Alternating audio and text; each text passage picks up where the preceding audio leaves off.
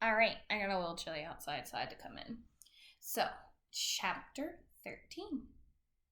Penny, no, Mrs. V calls out, dragging Doodle behind her.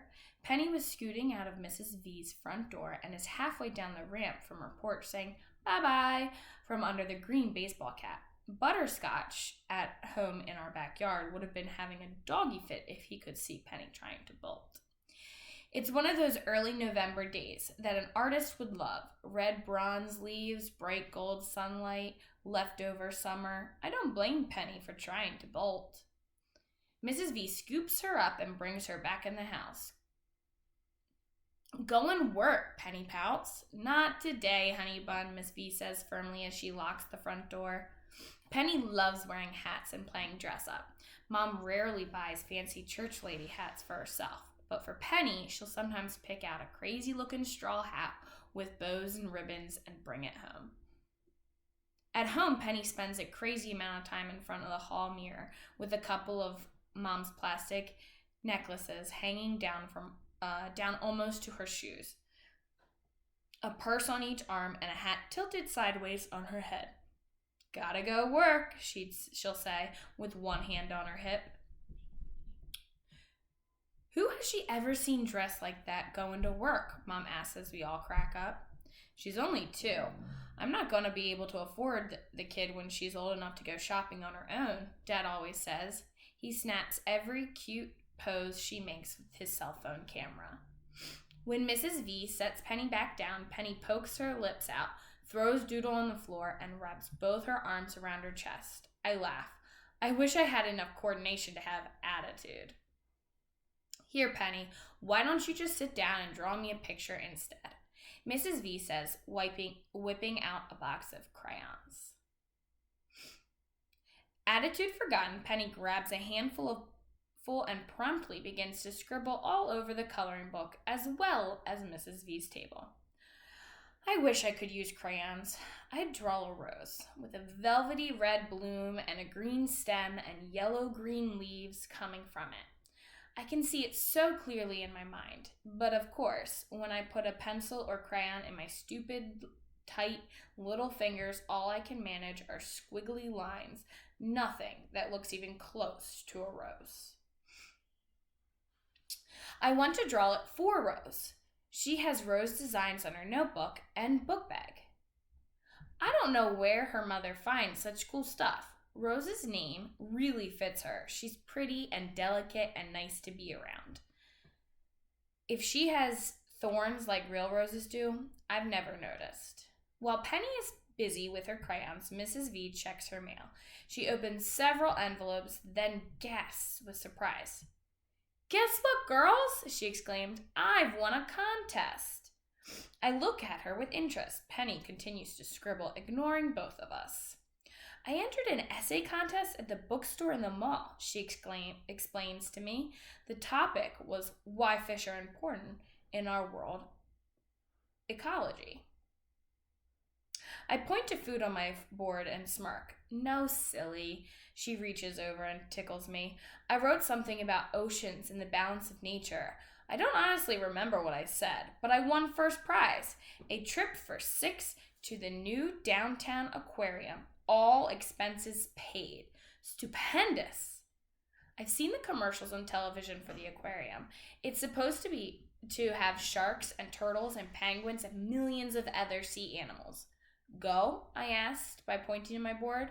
Well, besides me, I don't know who else to take, she says, scratching her head and grinning. I kicked my foot straps loose. Me, I wanted to scream. Instead, I pointed to myself. Who could I take? Miss V teases, looking around the kitchen. I can tell she's trying hard not to laugh. Me, I jab. Well, of course I'll take you, Mellow Yellow, Mrs. V says, smiling. Just think of all the new words we'll gather. I'm going to write down the names of every single fish for you to learn. I slap my head, pretending to be upset. So if I take you and Penny, your mom and dad and me, that's 5.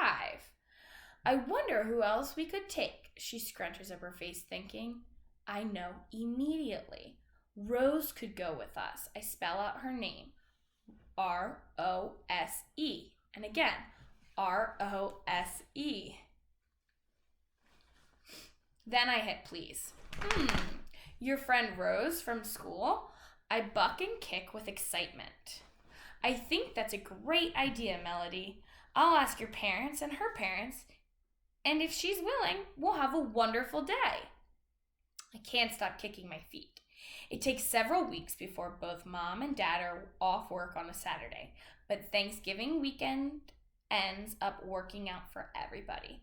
I have trouble sleeping the night before. Rose's parents seem really nice from what I could tell from listening to Mom's end of the conversation. I couldn't believe Rose wanted to come. She wanted to come with me. The kid in the chair. At school, Rose whispered with me about the trip, just like I'd seen other kids do when they have secrets. I felt like a real girl. Now that the Saturday is finally here, we all pile into our SUV early in the morning. Even though the weather was turning pretty chilly, I made sure Mom put a really nice outfit on me. Cute jeans and no sweats. Rose hasn't said anything about what I'm wearing, but she keeps cooing over Penny. Your sister is adorable, Melody, Rose says. I smile and nod.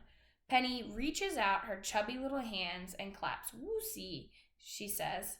I think she said my name, Rose exclaims. Your sister is not only cute, she's a genius.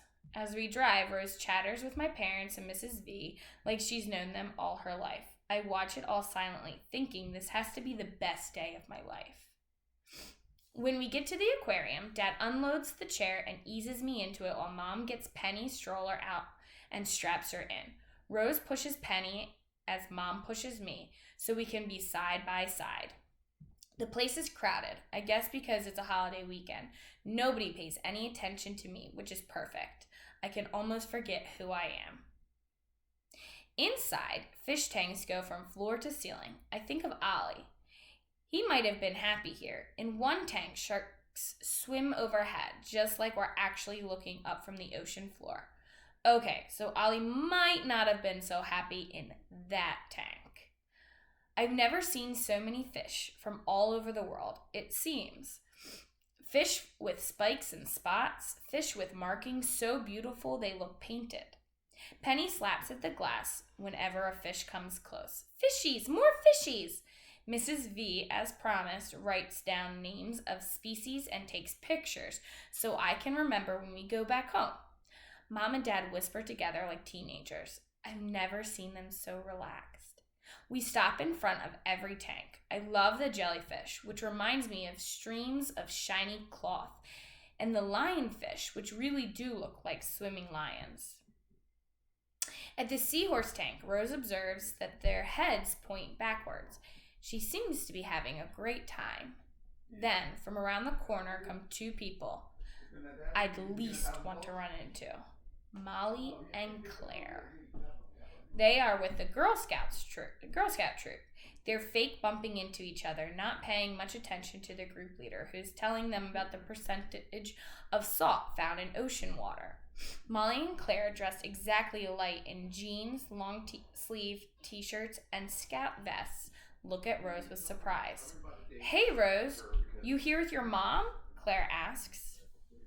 No, Rose said evasively, walking away from us towards them. Your dad? Molly says, looking at me like I smell bad. And she's acting like my parents are invisible. I'm here with Melody and her family, Rose mumbles. On purpose? Claire shrieks. Both her and Molly start laughing loudly. It's not so bad, Rose said quietly, but I heard her. Mom starts to say something to the girls, but Dad takes her arms. They're children, he tells her. Let them work it out themselves. Mom has those daggers in her eyes, the sharp points she shoots at people who say dumb things about me, but she stays quiet. Her fists are balled. Miss V, however, isn't going to let anybody stop her. From her almost 6-foot height, she towers over Molly and Claire. You, girl with braces on her teeth? Claire looked up at her, stunned. Yes, ma'am, Claire has sense enough to say. Why do you think her parents spent good money getting Why do you think your parents spent good money getting those braces? Huh? Claire looked confused. Molly was quietly disappearing into her scout troop. Your teeth were imperfect, so your parents got you braces. One day, you'll thank them when you get a date for the prom, Miss V roars. The whole scout troop, plus a few other visitors to the aquarium, stopped to listen to her. What do my teeth have to do with anything? Claire asks, looking around nervously. Some people get braces on their teeth, some get braces on their legs. For others, braces won't work, so they need a wheelchair and walkers and such. You're a lucky girl that you only had messed up teeth. Remember that. Yes, ma'am, Claire says again. Then she scurries off to join her friends. Rose walks back to us then, a little embarrassed, I think. Claire can be clueless, she whispers to me. You think? After a few more tanks, Penny gets tired and starts to whine, so we leave the aquarium before we even get to see the penguins. We take Rose home, and she thanks us properly, and she says she had a good time. But did she? That kind of broke my heart. I hope her and Rose stay friends.